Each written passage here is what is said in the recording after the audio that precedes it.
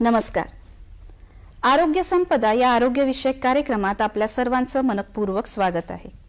दर्शक हो, विविधतेने नटलेला प्रदेश म्हणजे विदर्भ आणि निसर्गाच्या सानिध्यात वसलेलं आणि अमरावती जिल्ह्यात असलेलं गाव मेळघाट. घाटाघाटांचा मेळ म्हणून मेळघाट.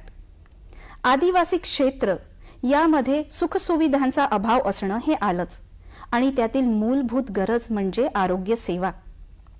बरेचसे स्वयंसेवी संस्था, सामाजिक कार्यकर्ते आपापल्या परीनं इथे निस्वार्थ सेवा देत असतात. आज आपण अशाच एका स्वयंस्फूर्तीनं कार्य करणाऱ्या डॉक्टर श्रद्धा महल्ले यांच्या कार्याची दखल घेणार आहोत. त्यांच्याबद्दल जाणून घेऊया. डॉक्टर श्रद्धा महल्ले या गेल्या 12 वर्षांपासून त्वचारोग तज्ज्ञ म्हणून कार्यरत आहे. त्यांना लेखनाची आवड आहे आणि रुग्ण जागरूकता म्हणून त्वचारोग संबंधी त्या लेखन करीत असतात. वृत्तपत्र, मासिक पत्र यामध्ये तुम्ही त्यांचे विविध पब्लिकेशन्स बघू शकता. इंटरनॅशनल आणि नॅशनल कॉन्फरन्समध्ये त्या स्पीकर म्हणून देखील कार्य करतात. पश्चिम आणि मध्य नागपूर येथे जवळपास 54 मोफत त्वचारोग शिबिर यांचं आयोजन त्यांनी आतापर्यंत केलं आहे. त्यांचे बरीच पब्लिकेशन आपण त्वचारोग संबंधी बघितले आहेत, पण त्यांच्याशी चर्चा करून आपण त्वचारोग संबंधी थोडीशी माहिती आणि त्यांची कार्याची दखल घेऊया. तर स्वागत करूया डॉक्टर श्रद्धा महल्ले यांचं. नमस्कार मॅडम. नमस्कार. कार्यक्रमात आपलं स्वागत आहे. मला वाटतं त्यांचा जो त्वचारोग संबंधी अनुभव आहे आणि मेळघाट येथे त्यांनी जे शिबिर घेतलंय त्याबद्दल आपण त्यांच्याकडनं माहिती घेऊ. मॅडम, आपण नागपुरात एक म्हणजे नावाजलेलं त्वचारोग तज्ज्ञ म्हणून प्रख्यात आहात, एक डर्मॅटॉलॉजिस्ट म्हणून फेमस आहात. तर मेळघाटमध्येच हे मोफत त्वचारोग शिबिर घेण्याचं कारण काय? गरजूंना सेवा प्रदान करणे हे मी माझं परम कर्तव्य समजते आणि मागील काही वर्षांपासून मी भरपूर अशा स्वयंसेवी संस्थांसोबत जुळलेली आहे आणि त्यांच्याद्वारे मी सेवा प्रदान करतच असते. आणि जेव्हाही मला वेळ मिळतो त्यावेळेस मी शिबिरांचं आयोजन करते आणि अशा जागेवर शिबिरं मी घेते जिथे की खरंच गरज आहे. तुम्हाला माहितीच असेल की त्वचारोग म्हटलं की लोक नेहमीच त्याला दुर्लक्ष करतात, त्याकडे कानाडोळा करतात. कारण एक तर घरी काहीतरी घरगुती उपाय करून त्याला ठीक करायचा प्रयत्न करतात किंवा मेडिकलमधून काहीतरी औषधं आणून ते बरं करण्याचा प्रयत्न ते नेहमीच करत असतात. त्यामुळे त्वचारोगाचं जो आजाराचं जे प्रमाण आहे ते आजकाल वाढताना दिसत आहे. जरी मी नागपुरात सेटल जरी झाले असले तरी मूळची मी अमरावतीची आहे. सासर माझा परतवाडा आहे. त्याच्यामुळे मेळघाट, चिखलदरा आणि धारणी हा माझाच एरिया आहे. मला असं आढळलं की तिथे जे लोक काम करत होती त्यांच्या अंगावर काही चट्टे होते आणि त्यांच्याशी चर्चा केल्यानंतर लक्षात आलं की अरे, इथे तर प्राथमिक सेवा देखील इथे उपलब्ध नाही आहे. तर इथे डर्मॅटॉलॉजिस्टची खरंच गरज आहे त्या लोकांना. त्यांनी म्हटलं की इथे साधे डॉक्टर्स पण आम्हाला इथे मिळत नाहीत. तर तेव्हाच मी ठरवलं की मी माझ्या लोकांसाठी इथे सेवा प्रदान करणार आहे. म्हणून तुम्ही मेळघाट याचं चयन केलं की आपण इथे शिबिर घ्यायला हवं. बरं, तर मॅम, हा जो भाग आहे मेळघाट एक आदिवासी बहुल क्षेत्र आहे आणि भौगोलिक दृष्ट्या तो एक असामान्य आहे. म्हणजे तिन्ही ऋतू, उन्हाळा, हिवाळा, पावसाळा हा एक प्रखर असतो. त्यामध्ये जेव्हा तुम्ही शिबिर घेतलं तेव्हा तुम्हाला कुठले रोग किंवा कुठले संक्रमण किंवा काय असं मुख्यतः तिथे आढळलं? हा जो कॅम्प घेतलेला आहे हा थंडीमध्ये घेतलेला आहे. बरोबर. त्याच्यामुळे तिथे गेल्यानंतर मला असं जाणवलं की तिथे थंडी तीव्र प्रमाणात होती, उष्णता ही तीव्रच होती आणि ऊन जे होतं ते फार प्रखर होतं, त्याच्यामुळे थंडीमुळे निर्माण होणारे आजार म्हणजे ड्राय स्किनचे प्रॉब्लेम तिथे मला जास्त करून आढळले. इन्फेक्शन्समध्ये तिथे फंगल इन्फेक्शन, ज्याला आपण बुरशी म्हणतो, हा जो इन्फेक्शनचा प्रकार आहे तो फार प्रमाणात तिथे वाढलेला मला दिसला. आणि त्याचबरोबर लहान मुलांमध्ये स्केबीज, फॉलिक्युलायटिस आणि इम्पॅटिगो हे सगळे आजार तिथे भरपूर प्रमाणात मला दिसली. म्हणजे हिवाळा असल्यामुळे कोरडी त्वचा याचे रुग्ण देखील तिथे होते. तर मॅम, ड्राय स्किनमुळे त्वचेच्या कुठल्या समस्या अशा तुम्हाला शिबिरात दिसून आल्या? ड्राय स्किन मध्ये तिथे जी छोटे मुलं होती, तर त्यांच्या गालावर असे पांढऱ्या रंगाचे चट्टे पडलेले होते, ज्याला आपण पिटॅरियासिस अल्बा असे म्हणतो. अल्बा म्हणजे पांढरा चट्टा असं आहे है ना. तर याचा जो संबंध आहे त्याला अटोपिक डर्मेटायटिस सोबत म्हणजे एक्झिमा सोबत, एक माइल्ड प्रकारचा एक्झिमा म्हणून हा आजार असतो. आणि लहान मुलांमध्ये किंवा किशोर वयामध्ये देखील हा आजार आढळू शकतो. थंडीमध्ये हा वाढताना दिसतो. याची चित्रफित आपण दाखवू शकता. यहाँ पे भी सफेद चट्टे है, हाथ पे भी है, आपको हाथ पे भी है, हात का दिखाओ. आता थंडीचं सीझन असल्यामुळे तिची स्किन जी आहे ती ड्राय झाली आहे.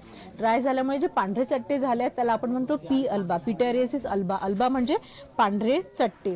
तर हा एक जनरल टर्म म्हणता येईल, पण याचा संबंध थंडीसोबत आहे, ड्राय स्किन सोबत आहे आणि एक एक्झिमाचा प्रकार म्हणून हा असतो. त्याच्यामुळे मॉइश्चरायझर लावणे, शरीरातली जी कमतरता झाली, कधी कधी काही मल्टीव्हिटॅमिन्सच्या डेफिशियन्सीमुळे पण ह्या सगळ्या गोष्टी, त्वचेचे जे हे प्रॉब्लेम्स आहे हे वाढू शकतात.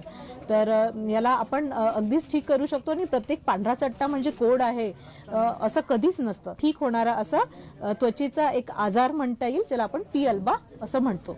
हे जे पांढरे चट्टे असतात, थंडी गेल्यानंतर, थंडी संपल्यानंतर हे चट्टे निघून जातात, पण भरपूर वेळा त्यावर औषध उपचार करून ते आपल्याला बरे करावे लागतात. बरं. तर मॅम, आपण जे पांढरे चट्टे याच्यासोबतच एक फंगल इन्फेक्शनचा उल्लेख केला, तर हे फंगल इन्फेक्शन काय असतं आणि कशामुळे होतं? आणि जसं आपण आता शिबिर घेतलं, मेळ घातला, तर त्यामध्ये याचे काही रुग्णांचा अनुभव आम्हाला सांगता येईल का? हो, नक्कीच. फंगल इन्फेक्शन म्हणजे बुरशी. बुरशी ही सर्वत्र आढळते. हवेत, पाण्यात आणि मानवी शरीरावर ही बुरशी असते. वातावरणात भरपूर अशा बुरशी आढळून येतात.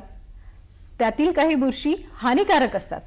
जेव्हा त्वचेचा संबंध या हानिकारक बुरशीसोबत होतो त्यावेळेसच त्याचं संक्रमण होतं. आणि हे जे संक्रमण आहे हे फार लवकर होतं.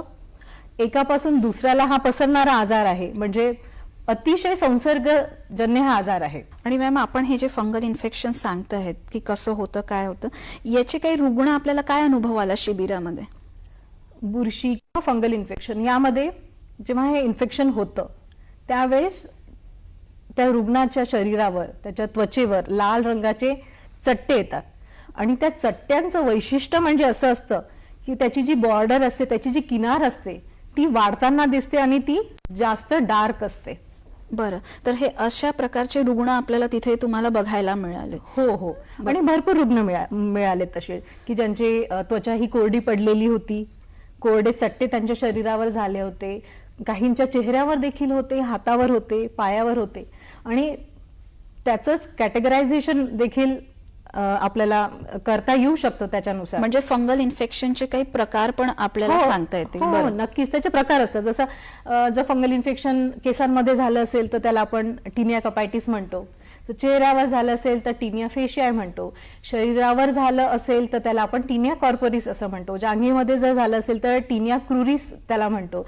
जर हातावर झालं असेल तर टिनिया मॅनम म्हणतो. आणि पायाला जर झालं असेल तर टिनिया पेडिस असं म्हणतो. इव्हन नखांमध्ये देखील फंगल इन्फेक्शन होतं तर त्याला आपण ओनॅकोमायकोसिस असं म्हणतो. बरं मॅम, या आजाराची चित्रफित आपल्याकडे उपलब्ध आहे, तर आपण ती चित्रफित बघूया.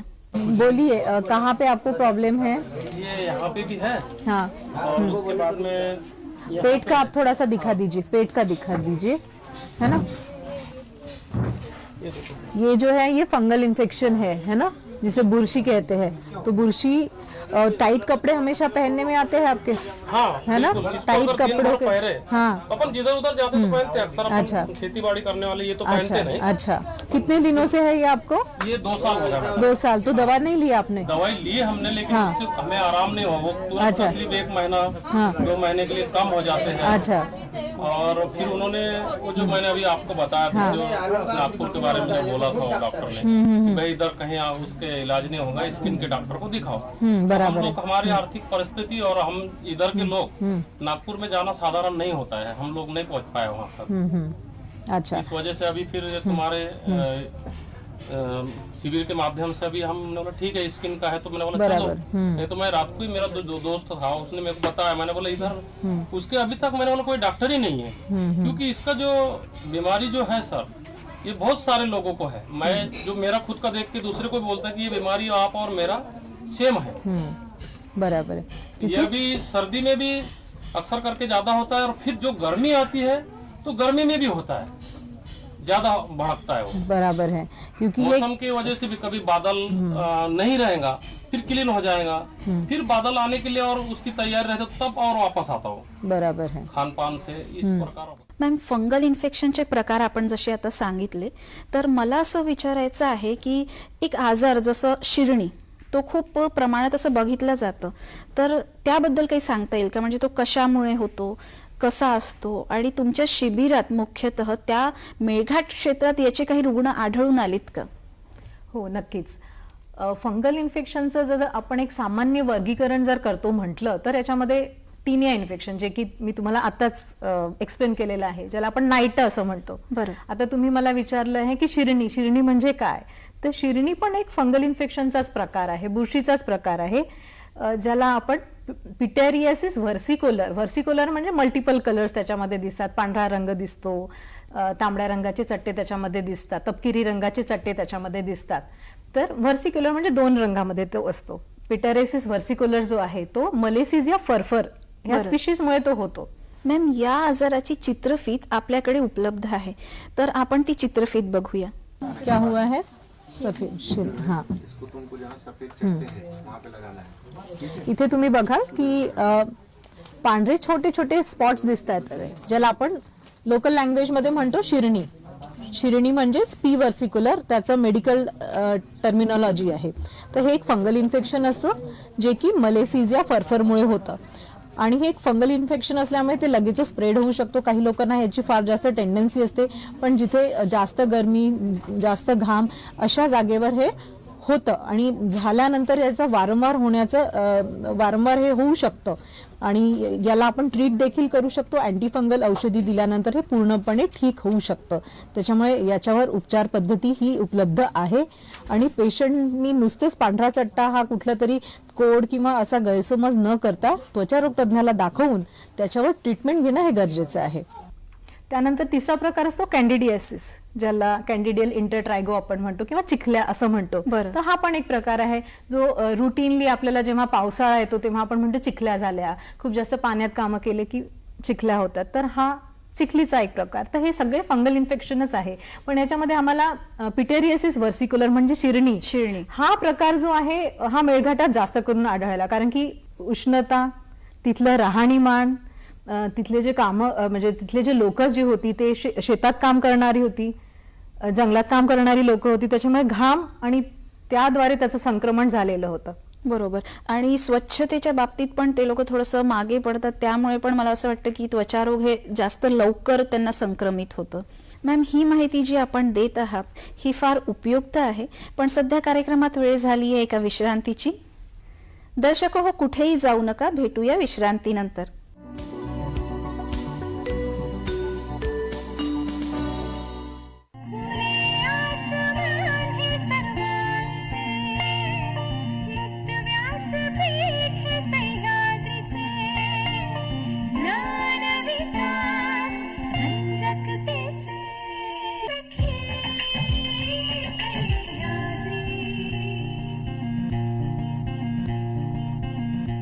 सखी सह्याद्री दर मंगळवार आणि गुरुवार दुपारी 12 वाजता.